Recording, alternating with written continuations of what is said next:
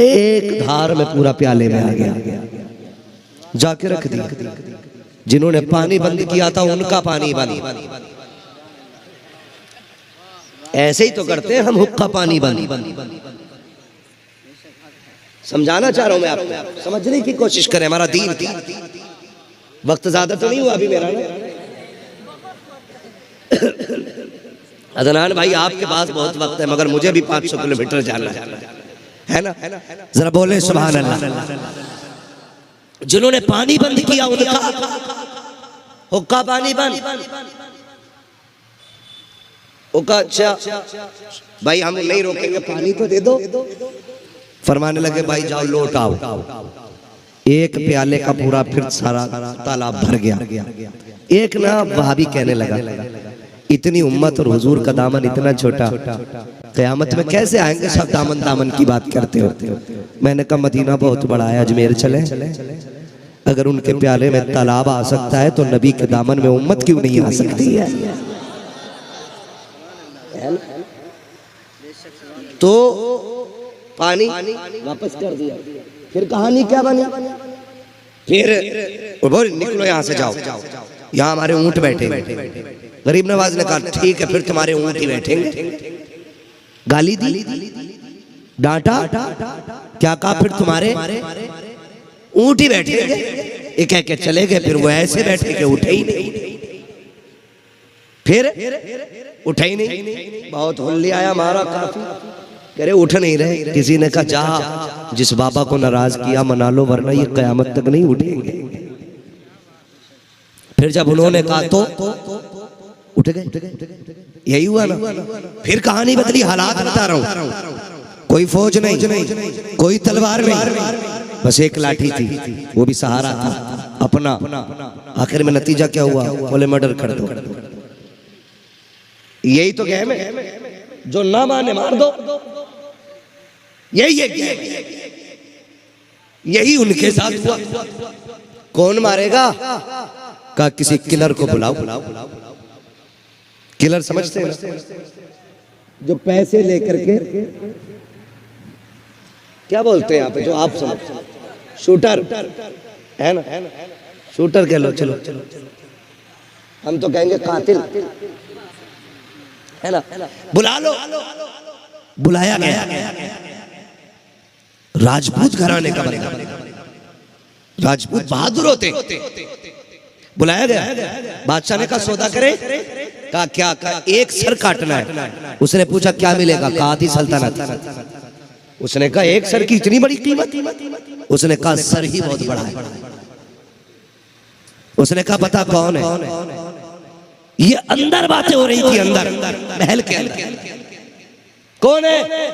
उसने कहा कोई बादशाह का बेटा नहीं है, शहजादा नहीं है, राजा महाराजा नहीं है। कहा एक फकीर है। उसने खंजर रख दिया, बोले फकीर के लिए मुझे बुलाया, इतने छोटे काम के लिए। कहा सुन आधी सल्तनत दे रहा हूं, काम बड़ा है, मिलेगा किधर। कहा जंगल में जा कहीं ना कहीं मिल जाएगा। और सुने जब वो तलाश करने निकला ना, तो अजमेर वाला एक पेड़ के नीचे बैठ के हुजूर की हदीसें पढ़ा रहा था। हुजूर की हदीसें। पता चला पीर जाहिल नहीं होते, पीर वो होते हैं जो कुरान वाले भी होते हैं, हदीस वाले भी। ये तो ढोंगी लोग आ गए जो कहते नहीं दीन से हमारा कोई मसला नहीं है, हम तो फकीर है, गोबर खा के उड़ते। यही तो मतलब है। पेशाब पीते, फकीर है तो शरीयत से मतलब नहीं, तो करना ये पीस है। नमाज की बारी आए तो फकीर, और खाने की बारी आए तो पीर। डट जाएगा आंखें बंद करके, कह रहा देसी के अलावा कुछ अच्छा ही नहीं लगता। कंडीशन है ये। अभी कुछ दिन पहले वीडियो वायरल हुई, एक मजार के मुजाबिर साहब से इंटरव्यू लिया। उनसे उसने पूछा बताइए किसकी उम्मत में हो।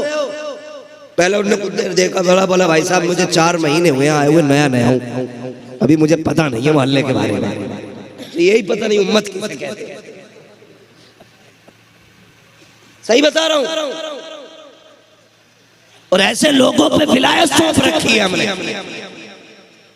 कहीं नीला बाबा, पीला बाबा, गीला बाबा, हरा बाबा, जुब्बा बाबा, छप्पा बाबा, अंगूठी बाबा, झाड़ू बाबा, झुमका बाबा।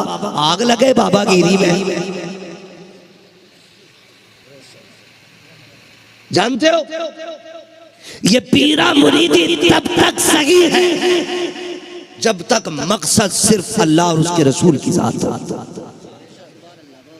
लेकिन जब मतलब अपना आ जाए और साथ अपनी आ जाए तो फिर पीरा मुरीदी नहीं, पैरा मरीजी चालू हो जाए।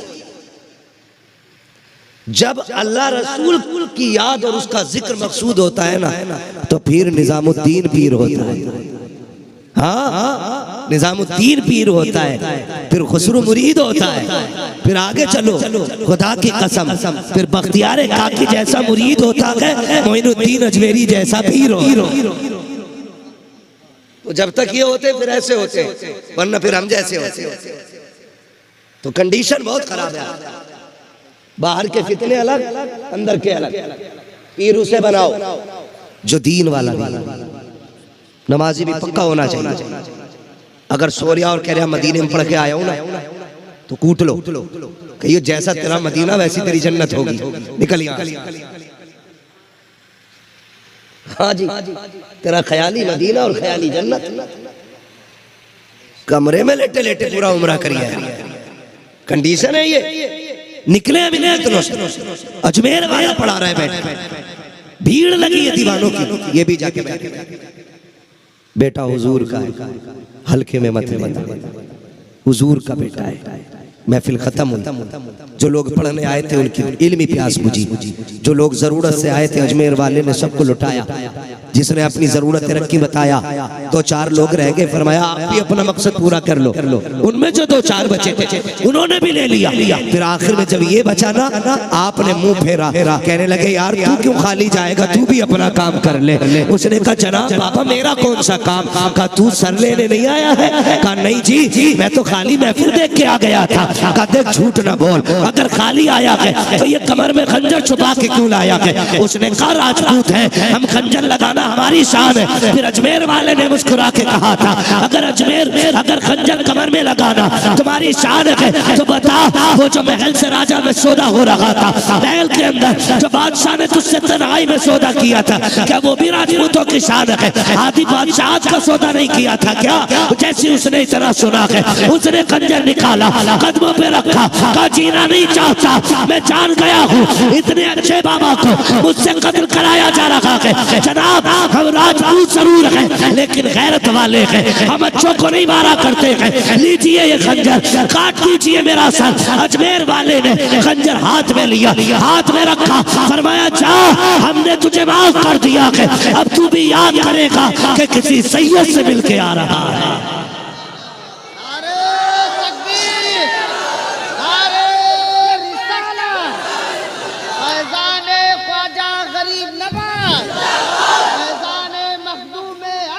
जिंदाबाद। हाँ काजा माफ किया। जैसे इतना कहा ना, फिर उसने खंजर फेंक दिया और कहने लगा सुन अब कलमा पढ़ा के अपना बना ले। मैं समझ गया अगर तेरा किरदार इतना प्यारा है तो फिर मदीने वाले का किरदार कितना प्यारा है। आज मुल्क को तलवार की मुस्तफा के किरदार की जरूरत है। हम हुजूर का किरदार जमाने पे आम करेंगे। कितने मारो